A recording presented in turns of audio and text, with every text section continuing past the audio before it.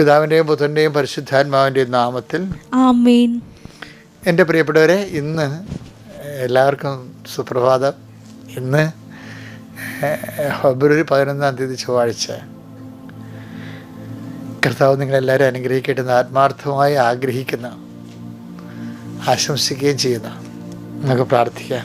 അമ്മേ പരിശുദ്ധ അമ്മേ, അമ്മേ പരിശുദ്ധ അമ്മേ, ദൈവമാതാവേ, അന്ന് അങ്ങ് കൃപാസനത്തിൽ പ്രത്യക്ഷപ്പെട്ട് വരാൻ പോകുന്ന മഹാദുരന്തത്തിൽ നിന്ന് രക്ഷപ്പെടാനും എല്ലാവർക്കും വേണ്ടി പ്രാർത്ഥിക്കുവാനും ആവശ്യപ്പെട്ടിട്ട് 20 വർഷം കഴിഞ്ഞ ഈ വേളയിൽ കൃപാസനത്തിലൂടെ ഞങ്ങളുടെ ദേശത്തിനും അങ്ങ് മധ്യസ്ഥം തേടി തന്ന എല്ലാ അനുഗ്രഹങ്ങൾക്കും കൃപകൾക്കും ഞങ്ങളിപ്പോൾ ഹൃദയം നിറഞ്ഞ നന്ദി പറയുന്നു. അമ്മേ പരിശുദ്ധ അമ്മേ, അമ്മേ പരിശുദ്ധ ജപമാല മാതാവേ, സകല കൃപാസനം പ്രാർത്ഥനകളോടും ചേർത്ത് ഞങ്ങളിപ്പോൾ പ്രാർത്ഥിക്കുന്ന ഈ കുടുംബത്തിന്റെ പ്രത്യേക നിയോഗം പറ മക്കളെ.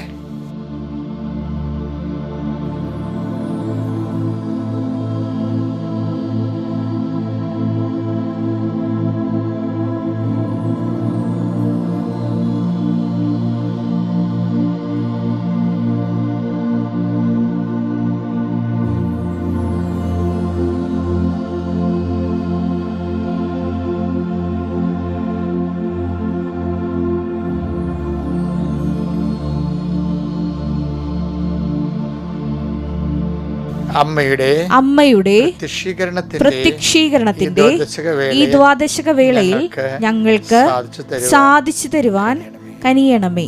വിശ്വാസ പ്രമാണം. സർവശക്തനായ പിതാവും ആകാശത്തിന്റെയും ഭൂമിയുടെയും സൃഷ്ടാവുമായ ദൈവത്തിൽ ഞാൻ വിശ്വസിക്കുന്നു. അവിടുത്തെ ഏകപുത്രനും ഞങ്ങളുടെ കർത്താവുമായ ഈശോ മിശിഹായിലും ഞാൻ വിശ്വസിക്കുന്നു.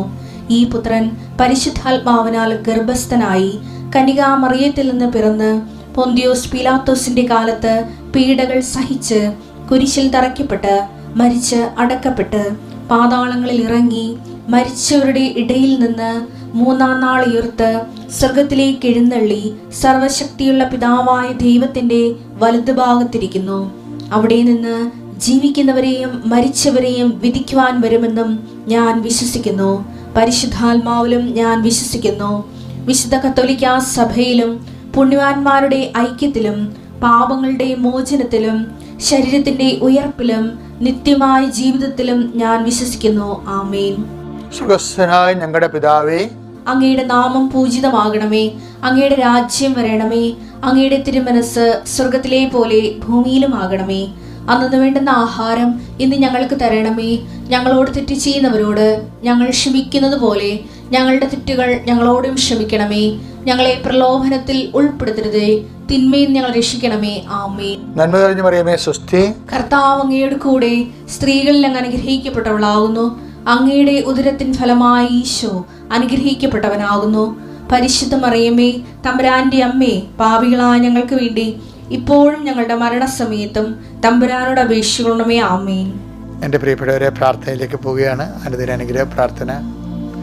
നിങ്ങളൊരു കാര്യം ചെയ്യാൻ കേട്ടോ. അച്ഛൻ നിങ്ങളെ കുരിശ് ഉയർത്തി പ്രാർത്ഥിക്കുമ്പോൾ ഒരിക്കലും ഒരു പ്രാർത്ഥന പോലും വേസ്റ്റ് ആകത്തില്ല. ഈ പ്രാർത്ഥനയുടെ പിന്നിലെല്ലാം 61 വർഷത്തെ കർത്താവിലുള്ള വിശ്വാസ ജീവിതമുണ്ട്. അച്ഛനായതുകൊണ്ട് ഇങ്ങനെ കർത്താവിനെ ശുശ്രൂഷിക്കണമല്ല.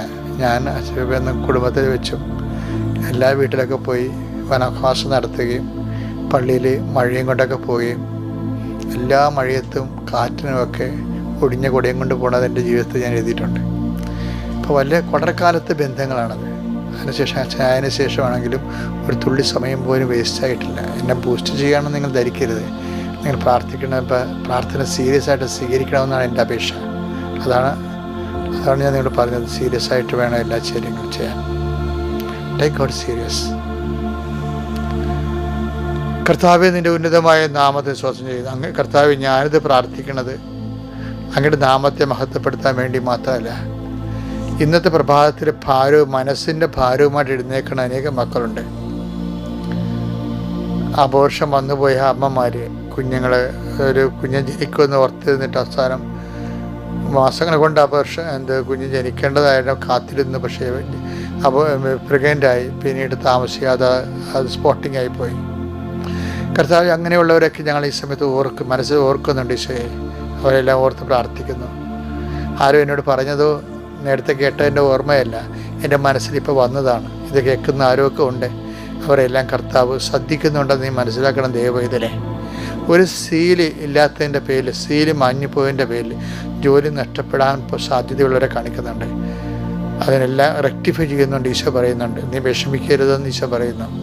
നീ എന്ത് വിഷമം ഉണ്ടെങ്കിലും ആ സമയത്ത് കർത്താവിനെ ഓർക്കാൻ പറയുന്നുണ്ട്. ഓർമ്മ വലിയൊരു കാര്യമാണ്. കർത്താവ് പറഞ്ഞില്ലേ, കർത്താവിന് വേണ്ടി നമ്മൾ എന്ത് ചെയ്താലും കർത്താവ് ഓർത്തിരിക്കുന്ന ഒരു സ്വഭാവമാണ്. പണ്ട് ഒരു സ്ത്രീ കർത്താവിൻ്റെ പാദത്തെങ്കിൽ തൈലം പൂശില്ലേ. അപ്പം യൂദാസ് അതിനെതിരെ, ആ ബethനിയയിലെ മറിയത്തിനെതിരെ യൂദാസ് പിറുപിറുത്തില്ലേ. അപ്പം കർത്താവ് അവളോട് പറഞ്ഞ നന്ദി എന്താ പറഞ്ഞത്? നിന്നെ ഞാൻ ഓർത്തിരിക്കും എന്നല്ലേ പറഞ്ഞത്. അതിനെ അവിടെ ജനക്കൂട്ടം ഉണ്ടായിരുന്ന കൊണ്ടാണ് പറഞ്ഞത്, ലോകത്തിലിവിടെ എല്ലാം സുവിശേഷം പ്രഘോഷിച്ചാലും ഇവിടെ ചെയ്ത കാര്യം ഓർത്തിരിക്കും. ആ ശരിക്കും പറഞ്ഞാൽ അതെന്താണ് പറയാതെ പറഞ്ഞത്? നിന്നെ ഞാൻ ഓർത്തിരിക്കും. അതാണ് ഈശോ. അതുകൊണ്ട് തന്നെ ഈശോയെ സ്നേഹിക്കാൻ പറ്റുന്നതാണ് ഈ ജന്മത്തിൻ്റെ ഏറ്റവും വലിയ പുണ്യം. ഈശോയെ സ്നേഹിക്കുന്നവർ ഈശോയിൽ ജീവിക്കും. കർത്താവ്, അങ്ങയുടെ മക്കൾക്ക് വേണ്ടി ഞാൻ പ്രാർത്ഥിക്കണം. അവരങ്ങയെ ആഴത്തിൽ അറിയാനിടയാക്കണം.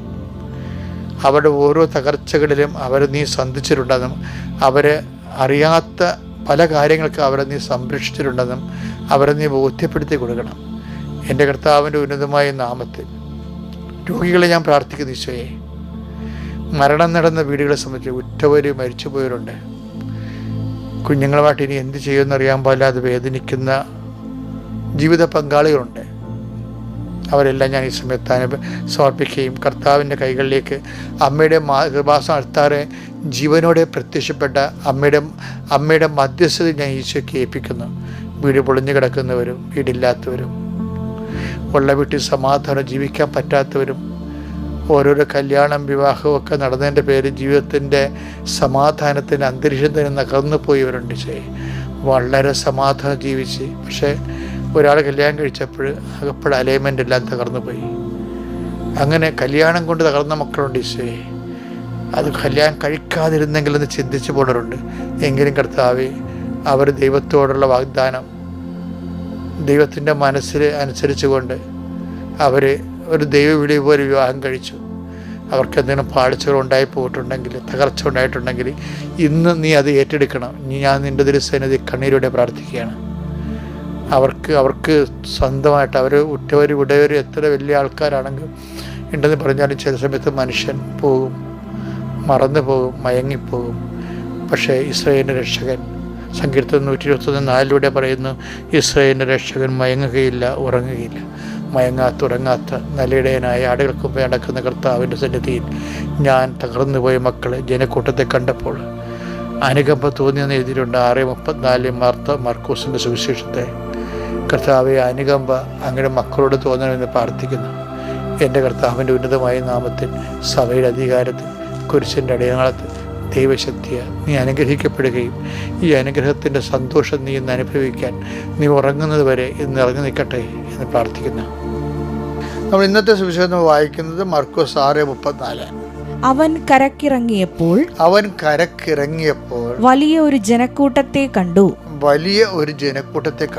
അവരോട് അവന് അനുകമ്പ തോന്നി.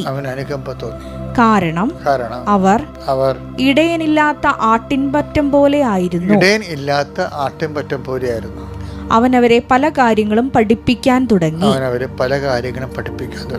എൻ്റെ പ്രിയപ്പെട്ടവരെ, ഈ ജനക്കൂട്ടത്തെ ഉണ്ടല്ലോ, ഇപ്പം നമ്മളെല്ലാവരും ജനക്കൂട്ടത്തിന് നടുവിലല്ലേ അല്ലേ? ഈ ജനക്കൂട്ടത്തെ കാണുമ്പോൾ നമുക്ക് തോന്നേണ്ടത് എന്താണെന്നറിയാമോ? അനുകമ്പയെ തോന്നണം.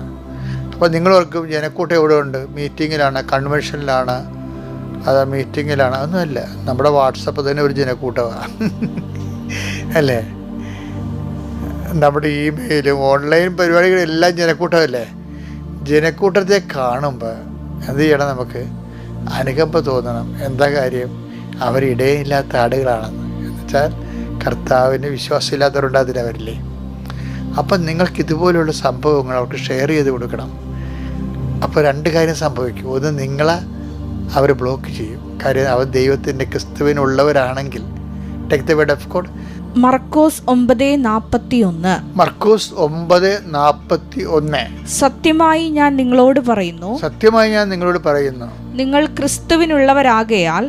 ക്രിസ്തുവിനുള്ളവരാകയാൽ അവന്റെ നാമത്തിൽ ആരെങ്കിലും നിങ്ങൾക്ക് ഒരു പാത്രം വെള്ളം കുടിക്കാൻ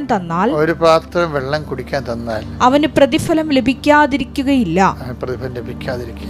അപ്പം നിങ്ങൾ ക്രിസ്തുവിനുള്ളവരാകയാൽ എന്ന് പറയുമ്പോൾ തന്നെ അവിടെ തന്നെ വ്യക്തമല്ലേ ക്രിസ്തുവിനുള്ളവരല്ലാത്ത ആൾക്കാരുണ്ടെന്ന്.